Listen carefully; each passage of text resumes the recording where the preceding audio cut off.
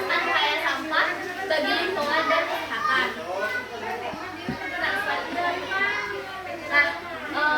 Sebelum masuk ke pematerian, ibu-ibu udah pada tahu belum sampah, jenis-jenis sampah itu apa aja? Sama apa lagi?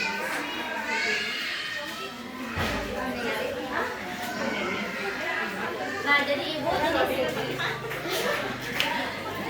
jenis sampah itu ada 3. Ada sampah organik, anorganik, sama residu. Bener kata ibu yang tadi, kalau yang sampah berbahaya itu yang nggak bisa diolah, yang bisa didaur ulang, itu namanya residu. Nah, kalau misalkan yang organik itu sampah yang dari makanan tuh, Bu. Nah, kalau misalkan yang organik, anorganik itu yang selain dari makanan seperti plastik kayak gitu. Nah,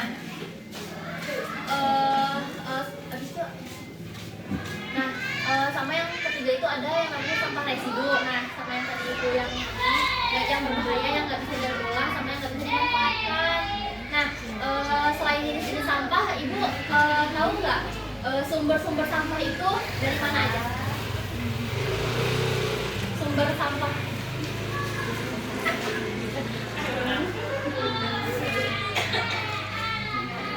Nah,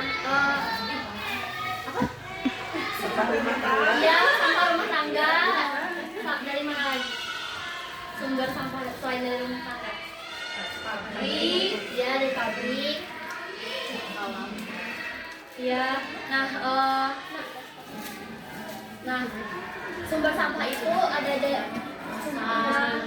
sumbernya itu ada dari 7, dari rumah tangga. Mungkin ibu-ibu kan kalau masak, Bu, kan suka ada sampahnya ya, atau sisa-sisa makanan kayak gitu, sampah rumah tangga. Ibu kalau sampah rumah tangga biasanya di kemana ini, Bu?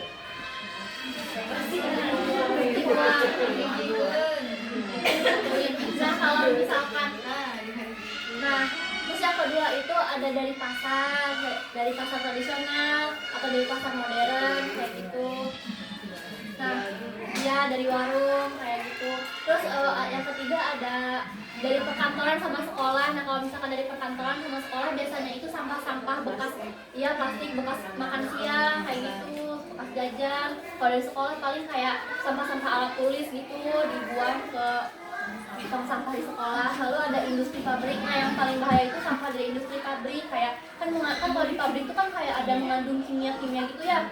Belum dari kayak polusinya kayak dari uap pabriknya menyebabkan polusi kayak gitu, atau enggak dari limbah cairannya dibuang ke aliran sungai kan dibuang ke barang lain ya, kita kan enggak sehat ya, Bu. Nah, terus ada dari pertanian sama peternakan gitu. Nah, terus yang keenam itu ada dari restoran dan hotel. Lalu yang ketujuh itu ada kawasan umum. Kawasan umum itu kayak di kita nih, Ibu.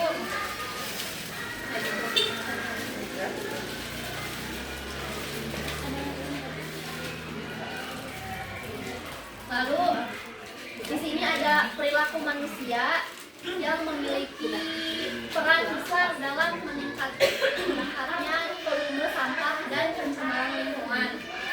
Nah, yang pertama itu ada konsumtif dan tidak bijak dalam penggunaan barang. Ibu kalau misalkan konsumtif terhadap barang dan tidak bijak penggunaan barangnya, kayak membeli suatu hal yang mubazir, Ibu. Jadi kan kalau misalkan mubazir nggak kepake, jadi jadinya jadi sampah, numpuk kayak gitu. Lalu yang kedua itu ada kurangnya kesadaran dan kebiasaan membuang sampah sembarangan. Kalau misalkan warga-warga sekitar gitu kurang sadar tentang sampah, membuang sampah masih sembarangan, masih kayak membakar sampah sembarangan juga. Nah, itu juga perilaku masyarakat yang menimbulkan volumenya sampahnya itu bertambah setiap harinya kayak gitu. Lalu yang ketiga itu minimnya kebiasaan daur ulang dan pemilahan sampah. Nah, ibu-ibu kalau sampah di rumah tangga itu sampahnya didaur ulang, diolah atau dibuang aja? Dibuang kayak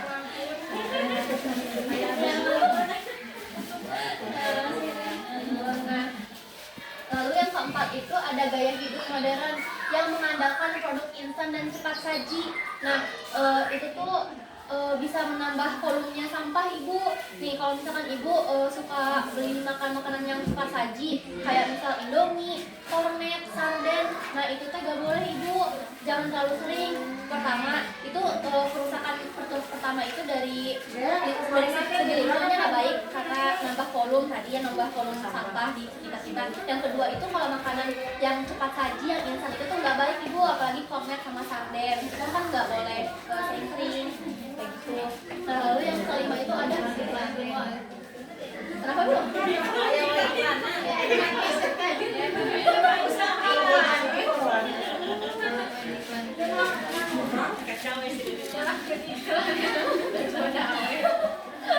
Lalu yang terakhir itu ada kurangnya kepedulian terhadap lingkungan. Nah, jadi ibu-ibu kalau misalkan ada sampah di sekitar ibu yang tergeletak, jadi ibu tolong angkat lalu buang ke tempatnya. Terus kita kurangi juga biasanya nih kalau ibu-ibu itu kalau ada sampah itu biasanya suka langsung dibakar ya bu. Ini, nah jangan ibu, itu bahaya ke lingkungan kita gitu. Ke rumah ibu juga, ke rumah yang terdekat atau ke rumah terdekat rumah ibu juga pasti ada dampaknya gitu, polusinya atau bara rauh kayak gitu bu.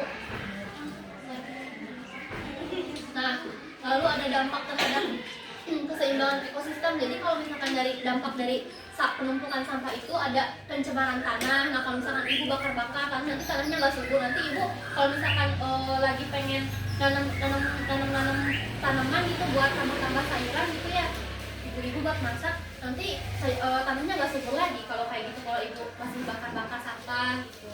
Nah terus yang kedua ada pencemaran air. Nanti ibu kalau mandi kan dari air sumur ya bu. Nah nanti gatal-gatal mungkin dampaknya itu. Terus mungkin dari sumur juga bisa diminum kan bu, kayak dimasak dulu. Nah itu tuh gak baik ibu buat kesehatan kalau misalkan kita nggak bisa mencegah kerusakan lingkungan itu kalau kita membuang sampah gitu sembarangan. Terus yang ketiga itu ada pencemaran udara kayak polusi tadi ya ibu, bakar-bakar sampah juga kan udaranya ini polusi ke kitanya gak baik buat pernapasan. Lalu yang keempat itu ada gangguan terhadap keanekaragaman hayati. Nah maksudnya itu kayak misalnya kita bakar-bakar sampah atau kita membuat polusi gitu ya. Nah jadi keanekaragaman hayatinya teh kayak pada mabok lah istilahnya mah gitu ibu, hewan-hewannya mabok jadi mati, jadi kayak berkurang ekosistem di kita tadi, lingkungan kita teh. Nah lalu yang ini tuh yang dampak terhadap kesehatan masyarakatnya itu ibu, ada penyakit menular gitu. Mungkin kalau misalkan kayak penyakit paru-paru mungkin ibu ya yang menular tuh, sama penyakit gatal-gatal mungkinnya kalau dari sampah tuh ya bu, yang jeruk-jeruk kayak gitu mungkin penyakit menularnya kayak gitu. Lalu yang kedua itu ada gangguan pernafasan.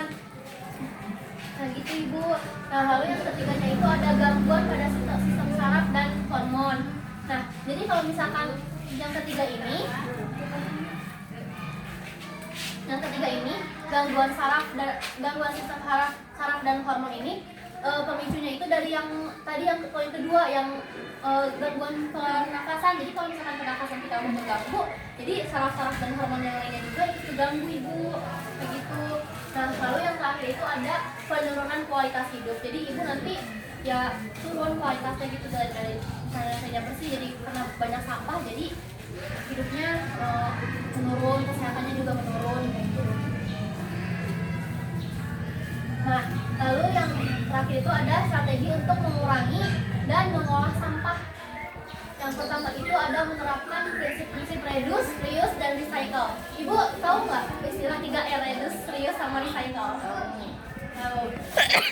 Nah, mengenai reduce, reuse, sama recycle, ibu-ibu kan sampah rumah tangganya kan langsung dibuang ya ibu. Nah, ibu selain sampahnya itu dibakar, ibu suka ini nggak nanamnya kan di rumah?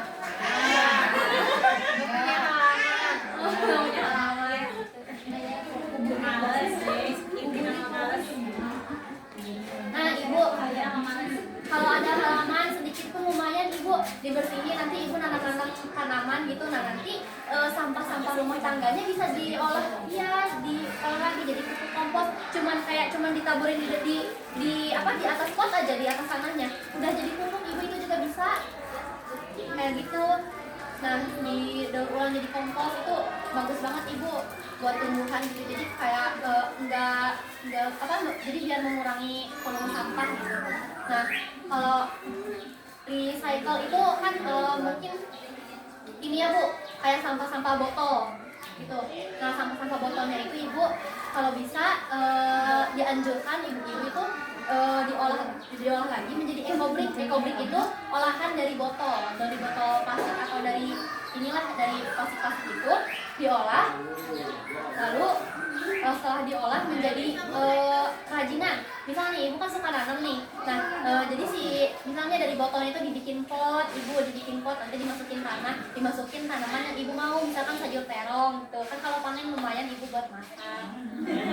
buat lalap. Soalnya saya di rumah suka nanam. Iya, jadi suka kayak gitu rajin.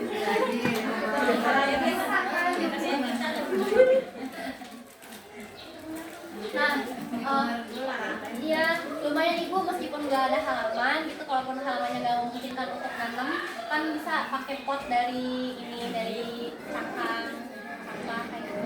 Lalu yang kedua itu ada membuat kompos dari sampah organik kayak tadi ya. Nah, lalu yang ketiga itu menyediakan tempat sampah untuk milah.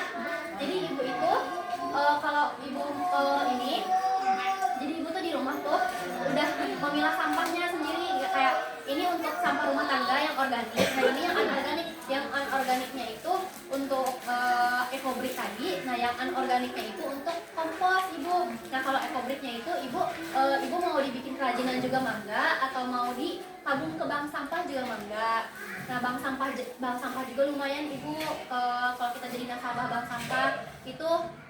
Saya kemarin observasi ke bank sampah ke Bank Urip itu 1 tahun itu ada nasabah yang 1 tahun itu nabung sampah anorganik itu paling kecil itu dapatnya 400.000. Lumayan kan ibu, 400.000. Nanti di kilo sampahnya dapat berapa, si uangnya itu sesuai sama kiloan tabungan kita kayak gitu. Nah terus yang keempat itu ada edukasi sama kampanye kesadaran masyarakat seperti saya nih, edukasi masyarakat. Nanti tinggal ibu terapkan di rumah saat ini. Lalu yang terakhir itu ada membangun kerjasama dan keteladanan. Nah setelah ibu teredukasi di sini, mendapatkan ilmu mengenai sampah dan ekobrik dan ekojin segalanya, jadi ibu nanti langsung terapkan di rumah. Jadi ibu tuh menjadi teladan bagi keluarga ibu dan yang lainnya kayak gitu ibu. Kan dimulai dari keluarga ya, dari terkecil dulu, dari keluarga dulu ya ibu ya. Nah ini ibu dokumentasi penumpukan sampah. Ibu tahu nggak ini di mana? Ini di Tasik ibu. Ini di Tasik, daerah mana ya? Daerah Simpang 5 tuh, apa ya namanya? Cimia. Bukan di Sungai ya? Bukan. Nih yang dijelasin nih.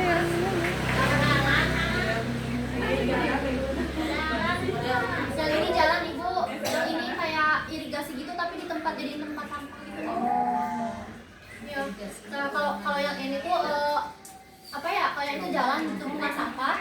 Itu tuh kesadaran masyarakat di wilayah Simpang 5 apa ya, saya nggak tahu, tapi ngelewatin Simpang 5 saya nggak tahu wilayah mana. Nah itu sudah ada tulisannya ibu, banner gede, dilarang membuang sampah di sini, tapi tetap aja sampahnya numpuk kayak gitu.